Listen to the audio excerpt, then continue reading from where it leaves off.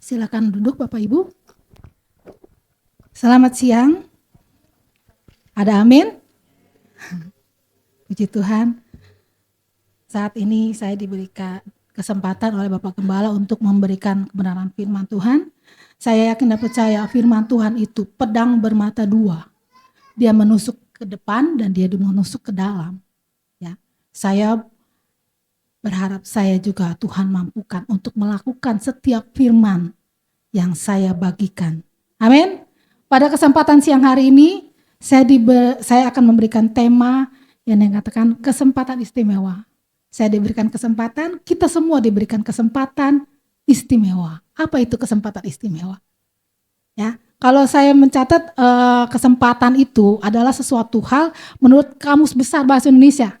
Ya, waktu yang baik untuk melakukan sesuatu atau keadaan yang memungkinkan untuk kita bertindak. Jadi ada waktu untuk kita berbuat hal sesuatu. Apa itu? Ya, waktu yang tepat. Saat ini kita diberikan kesempatan untuk beribadah. Saat ini kita diberikan kesempatan oleh Tuhan untuk memuji Tuhan, untuk mendengarkan firman Tuhan. Karena ada saatnya nanti menjelang hari Tuhan datang kali yang kedua, tidak ada lagi kesempatan untuk kita beribadah. Selagi masih ada waktu, gunakan itu dengan kesempatan yang baik. Arti kata dari kesempatan dari Kamus Besar Bahasa Indonesia dikatakan seperti itu. Ini arti umum loh, bukan dibuat-buat.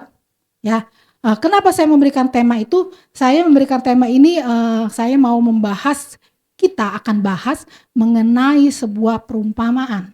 Sebuah perumpamaan yang diberikan oleh Tuhan Yesus di dalam Matius 22 ayat 1 sampai 14. Coba kita buka dulu ya di dalam Matius 1 sampai 14. Matius 22 ayat 1 sampai 14.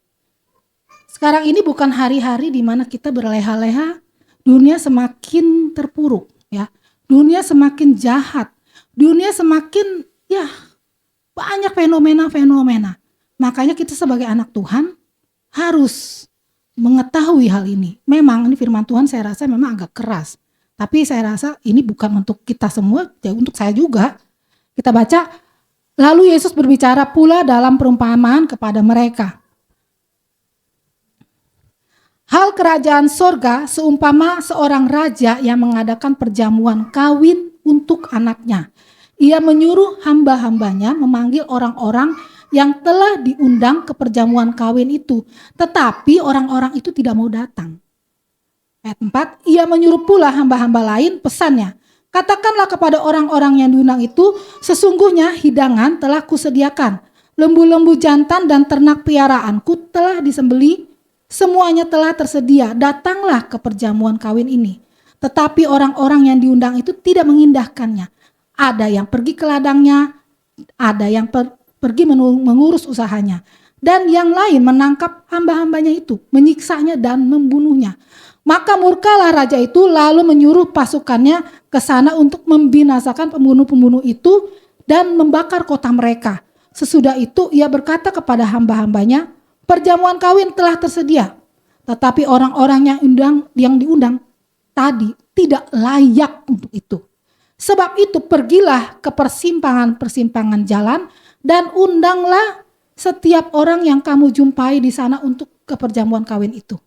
Maka pergilah hamba-hamba itu dan mereka mengumpulkan semua orang yang dijumpainya di jalan-jalan. Orang-orang jahat dan ada orang-orang baik. Sehingga penuhlah ruangan menurut perjamuan kawin itu dengan tamu. Ketika raja itu masuk untuk bertemu dengan tamu-tamu itu, ia melihat seorang yang tidak berpakaian pesta. Ia berkata kepadanya, hai saudara, bagaimana engkau masuk kemari dengan tidak mengenakan pakaian pesta? Tetapi orang itu diam saja. Lalu kata raja itu kepada hamba-hambanya, ikatlah kaki dan tangannya dan campakkanlah orang itu ke dalam kegelapan yang paling gelap. Di sanalah akan terdapat ratap dan ketak gigi, sebab banyak yang dipanggil tetapi sedikit yang dipilih. Ya, ini tema adalah perikop tentang perumpamaan perjamuan kawin. Kenapa Tuhan Yesus mengatakan perumpamaan ini, perjamuan kawin? Karena Yesus itu sebagai anak domba Allah. Allah sendiri, Allah Bapa, Yesus sebagai anaknya. dia adalah putra Allah, ya, di perumpamaan. Ada seorang raja yang mau menikahkan anaknya, dia mau mengundang semua untuk datang hadir ke pesta itu. Bagus dong, kasih undangan, invitation semua dikasih. Tentunya kalau seorang raja mengundang, pasti orang-orang yang diundang itu adalah kerabat-kerabat, kenalan-kenalan, bahkan rekan-rekan kerja. Ya, Yesus menggambarkan kerajaan sorga itu terbuka untuk semua orang. Terbuka. Tapi butuh penerimaan dan persiapan yang baik dan tepat dalam iman kepadanya. Ya. Stop di sini dulu. Ini adalah perumpamaan bagaimana kita, misalnya kita mau menikahkan anak, kita undang nih orang-orang ada yang rekan kerja kita, rekan usaha kita, bisnis kita, tentunya kita tahu orang itu kita undang. Satu. Ya. Di sini ada makna, ada 2 jenis undangan. Next. Saya tulis di sini, ya.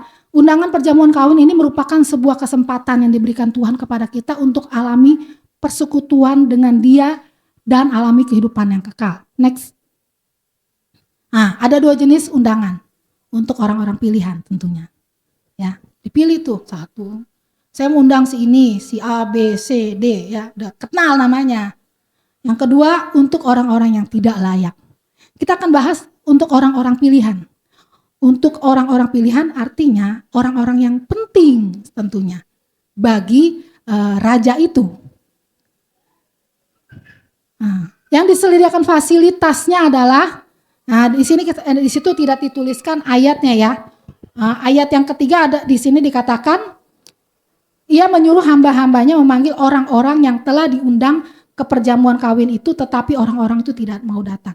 Di sini ada yang pertama adalah orang-orang yang dipilih, ya. Yang pertama undangan yang ditujukan kepada orang-orang yang dipilih itu artinya Allah mempersiapkan undangan itu kepada orang-orang umat pilihannya, yaitu pada zaman itu adalah orang-orang Israel itu sendiri. Yesus disediakan untuk menyelamatkan bangsa Israel, bangsa Yahudi. Ya. Itu diperumpamakan. Tapi di sini dikatakan raja yang mengundang itu mengatakan ada fasilitas yang disediakan. Yang pertama fasilitas yang disediakan dalam sebuah undangan itu yaitu hidangan mewah. Ada kambing domba disembelih. Tentunya raja pasti punya banyak uang karena dia satu orang yang di sebuah negara itu adalah orang yang memimpin sebuah negara. Nah, yang kedua adalah yang disediakan adalah hamba-hamba atau imam atau murid-muridnya, rasul. Zaman itu rasul. Fasilitasnya itu adalah hidangan mewah dan alatnya yaitu hamba-hambanya, ya kan? Nggak mungkin raja itu ngundang, saya datang ya, datang ya, nggak mungkin. Pasti dia menyuruh pegawai-pegawainya yaitu hamba-hambanya. Di ayat yang ke-3 kita akan bahas lagi ada 3 respon yang diberikan oleh orang-orang yang diundang, yaitu orang-orang pilihan itu. Responnya adalah yang pertama berencana tidak mau datang, ayat 3b. Ya dikatakan, saya bacakan sendiri nggak usah dibuka. Tetapi orang-orang itu tidak mau datang. Berencana, belum saatnya, tapi udah mau datang. Belum saatnya tiba, tapi dia udah rencana, nggak mau datang . Yang kedua, ayat yang keempat, ia menyuruh pula hamba-hamba lain, pesannya katakanlah kepada orang-orang yang diundang itu, sesungguhnya hidangan telah kusediakan, lembu-lembu jantan dan ternak piaraanku, semuanya telah disembelih, semuanya telah tersedia, datanglah ke perjamuan itu. Tetapi orang-orang, ayat yang kelima ya, ayat yang kelima, tetapi orang-orang yang diundang itu tidak mengindahkannya. Ada yang pergi ke ladangnya, ada yang pergi mengurus usahanya. Bodoh amat, ya, masa bodoh. Bodoh nggak penting, kan? Ya tahulah itu pangeran yang itu kan gitu, suka tebar pesona. Tuhan Yesus saat itu dianggap suka tebar pesona. Tuhan Yesus mengundang orang-orang Farisi, orang-orang Israel yang pada zamannya dia. Mereka menolak. Oh siapa dia? Anak tukang kayu. Ya kan? Jadi nggak dianggap. Yang ketiga apa responnya? Dan yang lain menangkap hamba-hambanya itu dan menyiksanya dan membunuhnya. Yang ketiga adalah berbuat jahat kepada hamba-hamba yang telah diutusnya untuk mengundang. Kita bunuh aja dia. Dia nggak penting banget kan. Kita bunuh aja siapa dia. Jadi murid-murid Tuhan Yesus mengalami aniaya. Bahkan dibunuh. Ya, Petrus, Yohanes, semua dianiaya. Nah, kita melihat ini ada 3 respon yang dari undangan yang pertama untuk orang-orang pilihan. Orang-orang yang khusus, ahli waris. Ya. Yang kedua, tapi akan ada akibatnya. Ya, ayat yang ke-7, akibatnya adalah alami kemarahan dan penghukuman. Lalu kehilangan kesempatan, tidak layak untuk alami kehidupan kekal. Ayat yang ke-7. Ya, orang-orang yang masa bodoh dengan 3 respon ini, dia akan alami kemarahan. Ayat yang ke-7 kita baca, maka murkalah raja itu lalu menyuruh pasukannya ke sana untuk membinasakan pembunuh-pembunuh itu dan membakar kota mereka. Ya, udah akhirnya tidak ada kesempatan lagi, dia marah, dia binasakan semua. Ayat yang ke-8, sesudah itu ia berkata kepada hamba-hambanya, perjamuan kawin telah tersedia, tetapi orang-orang yang diundang tadi tidak layak. Ya, tidak layak. Jadi ini udah kita harus skip, tidak usah kita terima lagi mereka. Jadi tidak layak. Yang tadinya layak menjadi tidak layak. Yang kedua, undangan kepada orang, akhirnya raja ini memutuskan untuk mengundang orang-orang yang lain aja deh. Siapa aja yang gak istimewa di pinggir-pinggir jalan ketemu, undang. Jadi yang kedua adalah diundanglah orang-orang yang sepertinya tidak layak. Orang-orang yang tidak layak itu diundang. Akhirnya hamba-hambanya itu ayat yang ke-9. Sebab itu pergilah ke persimpangan-persimpangan jalan dan undanglah setiap orang yang kamu jumpai di sana ke perjamuan kawin itu. Ya udah, siapa aja karena kita sudah bersiap, hidangan sudah ada, orang yang diundang secara khusus tidak datang. Akhirnya kita undang siapa aja lah yang memang mau datang, pinggir-pinggir jalan, pengemis, orang-orang yang suka preman-preman, ya orang-orang yang suka apalah, ya. Terus diundang. Mereka respon, ya ayat yang ke-11. Ayat yang ke-10 ya. B, orang-orang jahat dan orang-orang baik sehingga penuhlah ruangan perjamuan kawin itu dengan tamu. Penuh. Puji Tuhan, mendadak loh. Yang pertama, undangan yang jenis yang pertama itu sudah beberapa hari sebelumnya diundang, udah rencana di awal, gua gak mau dateng deh gitu kan. Tapi yang ini dadakan undang, langsung mereka sambut dengan gembira. Mereka datang. Lalu apa yang responnya mereka menerima kesempatan tersebut dengan datang memenuhinya. Terus akhirnya ayat 11 dikatakan seperti apa? Ketika raja itu masuk untuk bertemu dengan tamu-tamu itu, ia melihat seorang yang tidak berpakaian pesta. Akhirnya rajanya senang banget. Lalu rajanya lihat, kenapa ada orang yang berpakaian lusuh ini gak pakai pakaian pesta? Ya kan? Ternyata ada syarat untuk masuk ke undangan tersebut, yaitu memakai pakaian pesta. Ya kan? Misalnya kita undang anak kita menikah atau saudara kita menikah, tentunya kalau ada orang yang pakai pakaian lusuh yang aneh, kita kenapa itu jadi sorotan? Karena yang lain pakai pakaian pesta, sudah bersiap. Ya. Nah, lalu ayat yang ke-12 dikatakan, ia berkata kepadanya, hai saudara, bagaimana engkau masuk kemari dan dengan tidak mengenakan pakaian pesta? Tetapi orang itu diam saja. Karena bingung juga, gak ngerti. Ya, mau ngomong, aduh aku tidak siap, aduh aku belum ada waktu untuk mempersiapkan diri. Ya. Tetapi ternyata raja itu, ayat yang 13 dikatakan, lalu kata raja itu kepada hamba-hambanya, ikatlah kaki dan tangannya dan campakkan orang itu ke dalam kegelapan yang paling gelap. Ternyata raja itu marah, bukan sekedar datang doang, bukan sekedar respon doang, tetapi harus disertai dengan persiapan. Persiapannya adalah memakai pakaian pesta. Tunggu dulu bentar. Memakai pakaian pesta. Pakaiannya apa? Nggak usah mewah, tapi yang penting rapi dan sopan. Ya, kadang-kadang kita harus memperhatikan itu. Bukan sekedar undangan gratis, tapi kita tidak bersiap diri. Ya. Seperti kita ibadah, kita harus mempersiapkan diri. Hati, pikiran, pakaian. Ada orang pakai sendal. Nah kalau di sini masuk ke hotel, pakai sendal itu ditegur loh. Ditegur. Waktu itu ada pelayan-pelayan yang mau mempersiapkan pakai sendal. Ntar kan baru ibadah atau baru kita ganti sepatu, ternyata ditegur. Bapak gembala yang ditegur, Pak tolong Pak ya, itu jemaatnya pakai sendal. Jadi akhirnya kita bilang, tolong ya pakai sepatu, jangan pakai sendal. Jadi kita harus mau datang ke rumah Tuhan, mau bertemu dengan Tuhan harus siap. Jangan pakai sendal, pakai kaos, maksudnya pakai yang ya enggak siap lah. Kita harus menyadari ini. Nah, dalam konteks ini raja ini marah. Kenapa ada satu orang yang tidak memakai pakaian pesta? Berarti dia tidak tahu aturan masuk ke dalam sebuah pesta, apalagi pestanya di tengah-tengah kerajaan. Nah, apa tuh pakaian pesta itu? Kita buka. Yaitu perlengkapan senjata Allah. Ya, nanti kita akan bahas, cukup sampai di sini dulu. Ya, persiapan kita sebagai anak Tuhan. Kita ini sebagai mempelai Kristus. Ya. Tuhan Yesus sendiri sebagai mempelai laki-laki.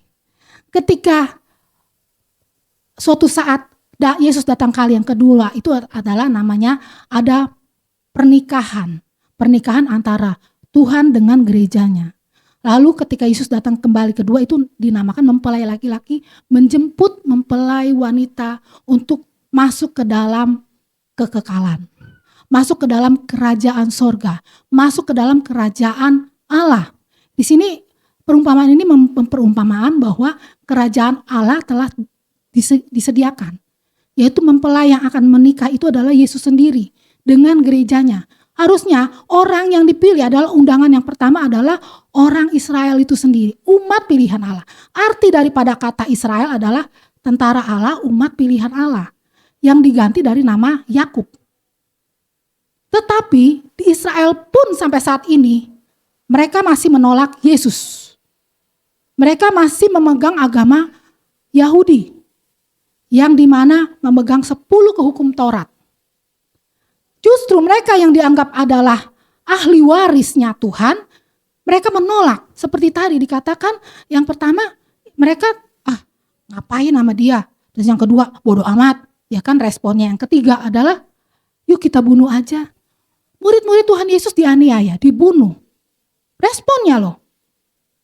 Padahal itu Tuhan sediakan untuk penyelamatan kepada bangsa itu sendiri sebagai ahli warisnya Tuhan. Ahlinya warisnya Allah. Tetapi karena mereka menolak, akhirnya mereka tidak layak. Akhirnya Tuhan memanggil orang yang lain. Akhirnya pas zaman Yesus itu Tuhan Yesus menyelamatkan seorang perempuan Samaria. Ingat kan ceritanya seorang perempuan Samaria yang dulunya adalah musuh dengan orang Israel, dengan orang Yahudi, tetapi akhirnya dilayakkan orang Samaria ini untuk mendapatkan keselamatan. Dulu bertengkar tuh karena dulu kerajaan Israel utara dan selatan tuh ribut. Jadi dianggap itu Samaria ini sebenarnya Israel yang 10 suku itu, tapi karena mereka bergaul dengan orang yang di luar suku-suku lain di luar Israel, akhirnya mereka tidak orang Israel sendiri anggap mereka nggak layak karena sudah pernikahan campur. Ya, tetapi waktu Yesus datang, dia dilayakkanlah orang Samaria ini untuk mendapatkan keselamatan. Seperti kita ini Israel rohani. Gambaran ini adalah sebagai kita adalah termasuk dalam kategori undangan yang jenis yang kedua, yang sebenarnya tidak layak. Siapakah kita ini? Seperti ada lagu, siapakah aku ini Tuhan, jadi biji matamu. Ya kan? Kita jadi biji mata Tuhan juga akhirnya. Karena orang Israel menolak sampai saat ini. Tapi mereka tetap Tuhan berkati karena tidak pernah lepas janji Tuhan kepada mereka. Suatu saat Tuhan Yesus datang kali yang kedua, Tuhan akan buka mata mereka yang selubung untuk melihat Mesias yang mereka tunggu sudah 2000 tahun lebih yang lalu sudah datang. Ya. Makanya Tuhan berikan kesempatan kita dilayakkan. Sekarang bagaimana pilihan kita? Menerima undangan itu atau tolak mentah-mentah? Mau bertumbuh atau tolak mentah-mentah? Mau bersiap masuk ke dalam kerajaan Allah atau santai saja? Memang firman Tuhan ini keras. Saya sebagai hamba Tuhan, Pak Kem sebagai hamba Tuhan menginginkan, merindukan kita semua jemaat di sini bertumbuh di dalam Tuhan. Jangan sampai kita ada yang tertinggal. Jangan sampai kita ada yang tidak dilayakkan untuk masuk ke dalam kerajaan Allah. Seperti tadi orang yang tidak pakai pakaian pesta dibuang keluar, diikat, masuk ke dalam kegelapan yang paling gelap yaitu neraka. Apa itu persiapannya? Pakaian pesta itu perlengkapan senjata Allah. Kita akan buka, boleh dibuka ayat Efesus 6. Efesus pasal 6. Ayat. Nah, jadi berdirilah tegap, berikat pinggangkan kebenaran dan berbaju sirahkan keadilan. Kakimu berkasutkan kerelaan untuk memberitakan Injil damai sejahtera. Next. Dalam segala keadaan pergunakanlah perisai iman. Sebab dengan perisai itu kamu dapat memadamkan semua panah api dari sejahat. Dan terimalah ketopong keselamatan dan pedang roh yaitu firman Allah. Ada beberapa hal. 6. Ya, perlengkapan senjata. Sudahkah kita memilikinya? Ya. Sudahkah kita mempunyai ini? Saya baca sendiri ya. Berdirilah tegap, jangan lesu ya. Berikat pinggangkan kebenaran. Kita harus hidup dalam kebenaran. Kebenaran apa? Firman Tuhan dan berbaju sirahkan keadilan. Tidak ada tipu-tipu, ya, tidak tipu-tipu. Kakimu berkasutkan kerelaan. Jadi kita harus mau juga untuk memberitakan Injil, menginjil. Ada kalanya Tuhan mempersiapkan orang diberi karunia untuk menginjil, ya. Dalam segala keadaan pergunakan perisai iman. Kita harus punya iman. Tapi kalau kita nggak pernah baca firman, jarang datang ke gereja, bagaimana kita mempunyai iman yang teguh, ya. Sebab dengan perisai itu kamu dapat memadamkan semua panah api. Ketika ada serangan dari si setan, kita sudah ada, Yesusnya penuh di dalam kita. Kita selalu dalam nama Yesus pergi. Darah Yesus menguduskan. Itu perisai iman. Kita punya iman. Ada dulu waktu saya sekolah di tingkat 2 di Malang, di Batu Malang, di asrama ada yang kesurupan.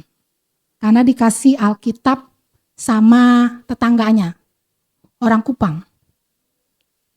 Di mana? Di rok, bakar, gak ada. Di mana? Di ini, bakar, gak. Tetap begitu terus, kesurupan terus. Lalu akhirnya kita tidur nih, udah tengah malam. Teman saya ketakutan. Aduh gimana ini, saya takut. Saya bilang, kalau takut pergi jauh, jangan dekat-dekat. Buka mata, kamu jangan ikut doa. Karena perisai imannya lagi lemah. Karena kalau ketika lemah, itu pindah rohnya. Dan saya saat itu lagi tidur nih. Kebayang-bayang karena dia nih. Akhirnya saya hampir dalam mimpi, saya mimpi yang buruk. Hampir saya dicekek begini dalam mimpi. Saya tuh mah, Tuhan dalam nama Yesus. Dalam nama Yesus 3 kali baru saya bangun. Dalam posisi saya seperti itu. Jadi saya akhirnya gini. Saya panggil teman saya, ayo tidur dekat saya kita berdoa. Jadi kalau satu orang takut, panggil temannya yang kuat untuk bersama dengan dia. Supaya gak pindah itu roh. Ya kan? Nah, lalu, dan terimalah ketopong keselamatan dan pedang roh yaitu firman Allah. Tetap firman Allah dalam hidup kita. Amin. Nah, yang kedua apa itu? Tadi, hidup sesuai dengan kebenaran firman Allah. Di Yesaya 11. Kita baca Yesaya 11 ayat 5.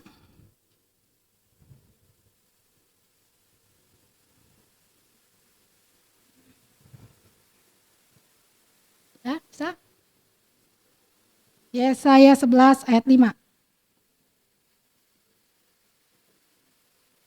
Nah, ia tidak akan menyimpang dari kebenaran dan kesetiaan seperti ikat pinggang tetap terikat pada pinggang. Ya. Di sini Yesaya menggambarkan kebenaran itu tetap ada, ya, tidak menyimpang dari kebenaran dan kesetiaan. Seperti ikat pinggang terikat dalam pinggang, kecuali ikat pinggangnya melorot. Nah, makanya kita perlunya supaya ikat pinggang tetap, kita perlu setiap kali diperbaharui oleh firman Tuhan. Hati kita, pikiran kita, baca firman, karena firman itu yang mengingatkan, yang meneguhkan.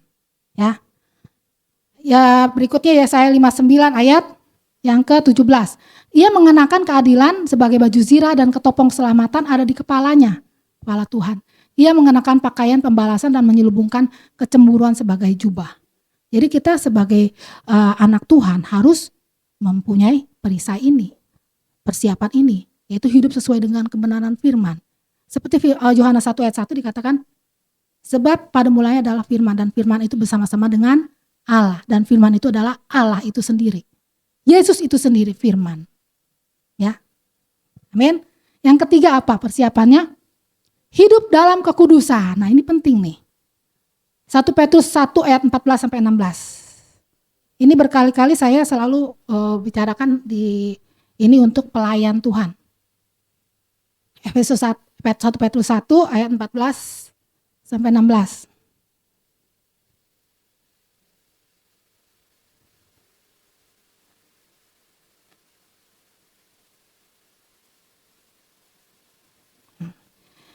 Hidup sebagai anak-anak yang taat dan jangan turuti hawa nafsu yang menguasai kamu pada waktu kebodohanmu. Tetapi hendaklah kamu menjadi kudus di dalam seluruh hidupmu, sama seperti Dia yang kudus yang telah memanggil kamu, sebab ada tertulis, kuduslah kamu sebab aku kudus. Ya, karena Tuhan kudus, kita harus kudus. Jangan bilang, saya sudah dipercaya Tuhan, udahlah gak usah hidup dalam kekudusan, biarin aja. Santai aja, sekali selamat tetap. Tidak ada istilah sekali selamat tetap selamat. Keselamatan perlu kita pelihara, keselamatan perlu kita jaga. Ya. Karena itu yang menentukan. Makanya saya selalu pelayan mimbar ini saya selalu steril. Tapi kalau dia bohong sama saya, gak apa-apa. Itu urusan dia dengan Tuhan. Tapi bukan hanya pelayan mimbar yang harus kudus, semua kita harus kudus. Artinya menjaga kekudusan kita, hati kita, pikiran kita. Hanya Yesus yang mampu membuat kita menjaga kekudusan. Ya, kuduslah aku. Seperti anak kecil ini masih polos, ya kan? Masih belum ngerti apa-apa. Tetapi ada dosa turunan. Nanti dia juga bisa berbohong. Gak perlu diajarin. Nah, itulah yang harus dibereskan ketika dia percaya Yesus. Melakukan pertobatan demi pertobatan. Kuduslah aku. Kuduslah kamu sebab aku kudus. Ya, akibat tidak ada persiapan yaitu atau memakai pakaian pesta, yang ayat yang ke-11, ayat yang ke-13 dikatakan, coba kita buka.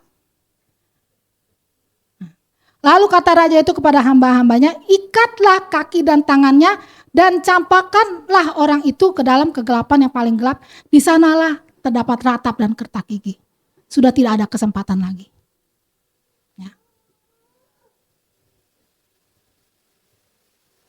Dan kesimpulannya adalah, Tuhan memilih kita untuk memanggil kita untuk menerima kesempatan dalam undangannya. Ya. Tuhan memilih kita untuk kita menerima kesempatan. Apakah kita mempergunakan kesempatan itu dengan baik? Apakah kita respon dengan baik? Ataukah kita menjadi undangan yang pertama? Kita sia-siakan kesempatan itu. Yang kedua, tanggalkan setiap dosa atau kedagingan, bukan kedatangan kita. Kedagingan kita yang membuat kita tidak layak menerima kesempatan itu. Jadi jangan pernah hidup dalam keinginan daging. Apa itu keinginan daging? Di Galatia pasal 5 dikatakan keinginan daging itu, ya kan, kemabukan, pesta pora, ya, keserakahan, dan segala macamnya itu. Kedengkian, iri hati, kecemburuan, itu kedagingan. Ya, jangan kita tanggalkan itu, tetapi kita biarlah mempunyai buah roh. Apa tuh buah roh? Hidup di dalam roh. Kasih, sukacita, damai sejahtera, kesabaran, kemurahan, kerendahan, kerumahan hati, sampai penguasaan diri. Yang ketiga adalah jadilah seperti orang jenis kedua. Orang yang tidak layak, ya kita ini tidak layak, tetapi dilayakkan. Karena kita dilayakkan, hargailah kesempatan itu. Responlah dengan baik kesempatan-kesempatan itu dan memperlakukan persiapan. Apa persiapan itu? Ya tadi seperti kita baca.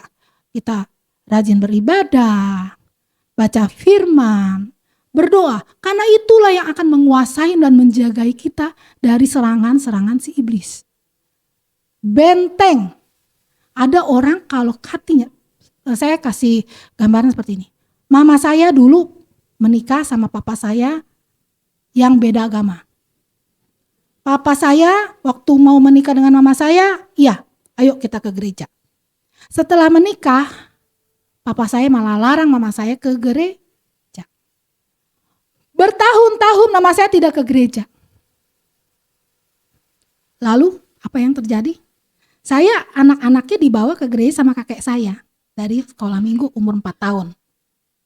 Papa saya biarin aja. Lama-lama saya bertumbuh. Terus saya ajak mama saya ke gereja karena guru sekolah minggu ajarkan supaya ajak orang tua ke gereja. Ketika ke gereja, mama saya udah kosong. Rohaninya, rumahnya kosong. Ketika di gereja ketemu orang yang baru datang ke gereja juga. Orang baru, akhirnya dipengaruhi lah. Ya udah, kita kan ora et labora, berdoa sambil bekerja. Kita berdoa di gereja, kita bekerja lewat dukun. Hebat kan? Ora et labora. Akhirnya mama saya dibawa ke dukun Cina, Kuamia. Saya lihat itu, apa. Tahu nggak? Kerasukan. Ketika dia marah, saya lihat matanya itu merah, kuning menyala seperti merah. Kalau marah tidak bisa mengontrol diri, saya bilang. Seperti firman Tuhan katakan, dia pergi kosong rumahnya, lalu ada setan masuk ke dalam rumahnya yang kosong. Maka jangan biarkan rumah kita kosong. Hati kita jangan dibiarkan kosong. Ketika kita sudah percaya lalu kita tinggalkan Tuhan, kita tidak percaya Tuhan lagi, kosong. Dan ketika itu ada si jahat mengintai, ini kosong nih, ini kosong. Seperti rumah-rumah kosong kan, kalau nggak terawat kan kosong, rusak kan. Ayo kita masuk yuk ke dalamnya. Dan dia akan bawa lebih daripada yang orang yang belum kenal Tuhan. Lebih, setannya lebih parah. Ya. Tapi puji Tuhan, Tuhan sudah selamatkan mama saya kembali. Saya berdoa, Tuhan yang sendiri yang selamatkan dia. Amin. Tuhan yang melepaskan dia. Ya. Amin. Jangan pernah tinggalkan. Jangan pernah abaikan kesempatan tersebut. Kita endingnya kita akan baca di dalam Galatia 6 ayat 8 sampai 10.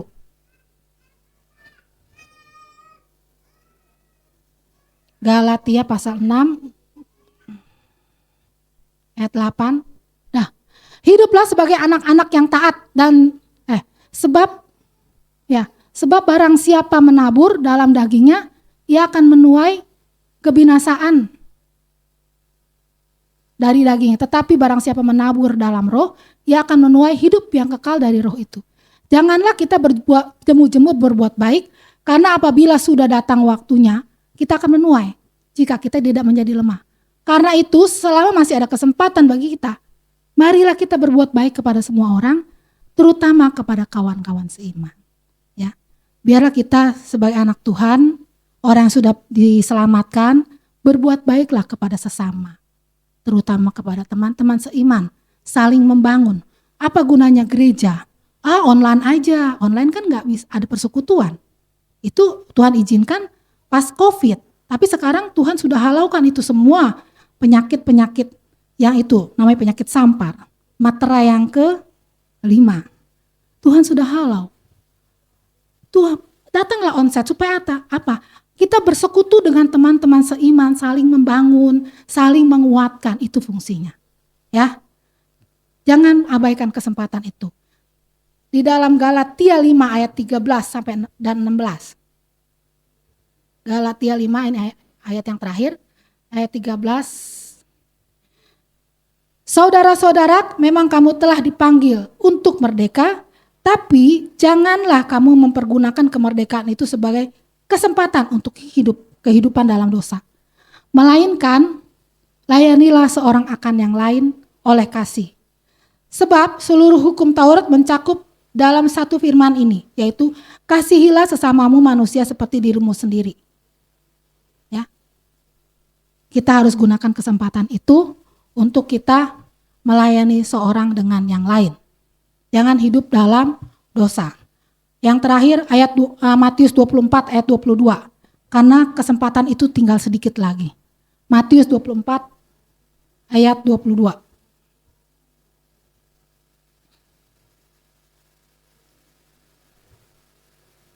Nah, dan sekiranya waktunya tidak dipersingkat, maka dari segala yang hidup tidak akan ada yang selamat. Akan tetapi oleh karena orang-orang pilihan waktu itu akan dipersingkat. Ya. Kadang-kadang kita nggak sadar ya. Kadang-kadang juga sadar, kok cepet banget ya udah hari Minggu lagi. Kok cepet banget gue besok udah begini lagi. Cepet banget ya udah hari mau Natal lagi nih, udah Agustus, besok bulan September. Ya, waktu itu sekarang sudah dipercepat oleh Tuhan. Supaya apa? Supaya orang-orang pilihan yang telah dipilih Allah untuk masuk dalam kerajaan surga ini tetap selamat. Tidak berleha-leha, akhirnya mereka jadi seperti 5 perempuan yang bodoh. Tidur akhirnya ketika Yesus datang, mempelai datang, dia masih tidur dengan api minyak yang habis. Tetapi yang bijak mempunyai masih ada minyak yang bisa membuat pelita itu menyala. Mau kita seperti apa? Pilihan di tangan Bapak Ibu Saudara. Pilihan di tangan saya juga. Pilihan di tangan kita semua pelayan. Jangan biarkan kesempatan istimewa. Kita orang-orang yang tidak layak dilayakkan, tapi kita abaikan itu. Ya. Hidup ini adalah kesempatan. Mau buat baik, mau buat jahat. Risiko ditanggung sendiri. Apa yang kita tabur, kita tuai. Tuhan sendiri akan. Jangan dengan sengaja kita mengabaikan kesempatan itu. Ya, saya memang suka WA. Halo, Shalom, apa kabar? Udah sebulan nih gak datang. Bagaimana kabarnya? Yuk datang ibadah. Memang saya selalu memperhatikan itu. Kalau udah 2 minggu, 3 minggu gak datang, saya selalu tanya, gimana kabarnya, sakit, perlu didoakan atau lagi masalah? Itu follow up supaya apa? Supaya kita ini ada persekutuan. Kita ini saling jangan terabaikan. Saya rindu jemaat semua di sini bangkit up untuk Tuhan, mempunyai persiapan, berpakai pakaian pesta. Amin. Ya, kiranya firman Tuhan ini boleh menjadi rema, mengingatkan kita kembali untuk kita tidak lalai di dalam keselamatan yang sudah kita terima. Amin. Kita naikkan pujian. Hidup ini adalah kesempatan. Sudah tidak lama lagi. Tuhan Yesus datanglah. Kita mau seperti apa? Apakah kita mau mengalami masa-masa yang berat 3,5 tahun? Itu ada di firman Tuhan, bukan kita menakut-nakuti.